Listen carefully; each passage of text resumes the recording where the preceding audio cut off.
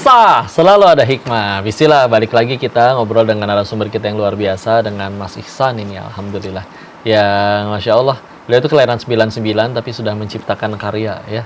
Tadi proses pembuatannya dari awal sampai akhirnya udah jadi alatnya tadi berapa lama tuh, belum kejawab tuh. Sebenarnya itu dari bulan Juli 2025 pertama kali. Dan prototipe pertamanya banget itu jadi kisaran bulan Agustus tanggal 8, jadi kisaran 3 minggu itu pertama kali sampai akhirnya sebulan ya? Iya, jadi bener-bener agak ngejer banget karena memang kita udah design by konsep dulu kok sebelumnya. Jadi kalau untuk prototipe itu kan masih belum sempurna, tapi udah yang penting dia bisa jalan dulu, dan itu memang di bulan Agustus. Budget buat ini produksi segala macam semua masih dari sendiri berarti? Iya, jadi semuanya masih sendiri. Habis ini banyak sponsor nanti insya Allah. Amin. Gitu, ya. Dan waktu awal udah langsung ngelibatin istri? Iya, jadi pertama kali istri agak questioning sebenarnya. Iya. Ini kamu mau buat apa sebenarnya?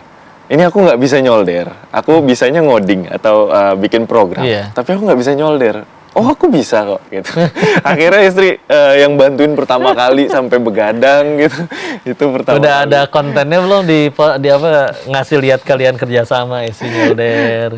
Pertama kali itu kita memang bener-bener belum konten sama sekali kok. Karena memang pertama kali kan usil ya. Karena memang jadi hasil testingnya aja yang kita upload gitu loh. Jadi ya sekarang sih baru udah mulai direkam beberapa kali. Gak cuma gitu. teman hidup ya, Masya Allah bener ya. kok. Teman hidup, teman tidur, teman kerja, dan teman berkembang. Masya Allah. Ini baru so sweet ya. Dan ini target kedepannya ini benar-benar pengen kayak dijual bebas untuk semua orang bisa pakai, semua orang bisa beli gitu. Targetnya ke arah sana? Iya kok. Jadi kita pengennya tuh memproduksi yang sebenarnya pengennya produksi yang nggak harus langsung massal banget. Kita pengennya produksi rumahan. Misalkan kita bisa inden atau pre-order. Tapi kita pertama adalah kita mau menekan harganya dulu kok. Kita mau menekan harganya supaya sampai bisa mengcover seluruh masyarakat. Karena kita maunya jangan sampai ini terlampau mahal. Karena kalau orang udah melihat ini, ada juga yang komen, wah itu pasti mahal ya mas harganya. Berapa mas prediksi harganya? memang berapa nanti kalau yang sana? Dengan sekarang ya yang udah dilakuin, dengan kalian udah ngitung sendiri bahannya. Kita tuh pengennya sih sebenarnya paling maksimalnya mungkin di 2 juta. Ini kita masih proyeksikan ya, paling maksimal. Itu yang apa? Yang kacamata atau yang gloves? Kacamata, gitu loh. Kalau untuk yang sarung tangan atau gloves itu mungkin di kisaran 3 juta atau 4 juta, gitu. Lebih rumit yang itu ya? Karena itu partnya sih kok yang mahal. Itu partnya yang memang benar-benar mahal sih. Ya, dan juga memang agak rumit juga sih. Pengerjaannya agak rumit dibandingkan yang ini, gitu loh. Jadi kita mau menekan harga dulu, gimana cara kita bisa menekan harga supaya bisa ke cover semua lapisan masyarakat. Tapi insya Allah ya kalau harga segitu dan bisa mereka pakai dalam jangka panjang kan, ya worth it banget sih. Makanya kayaknya banyak yang menantikan ya, apalagi nanti udah tayang, bismillah, ditonton. Amin.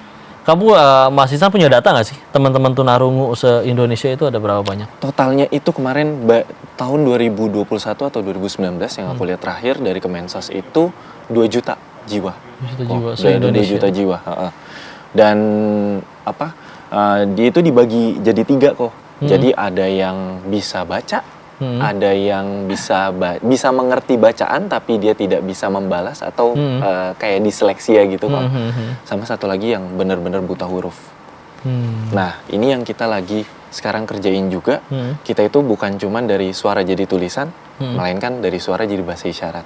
Jadi kita kembali ke bahasa ibunya mereka. Karena bahasa isyarat itu kan bahasa ibunya mereka. Jadi kita mau bisa ngebuat sistem itu. Dan bahasa ibunya, bahasa isyarat itu kan kadang kompleks banget ya. Dimana di sini bahasa isyaratnya begini, yang ono kok beda gitu. Padahal itu merujuk kepada kata yang sama. Nah, itu gimana? Nah, itu nanti yang akan kita buat namanya dictionary. Jadi kita sekarang masih buat kamusnya, kamus besarnya untuk mengumpulkan bahasa isyarat yang ada gitu, dari komunitas-komunitas yang ada.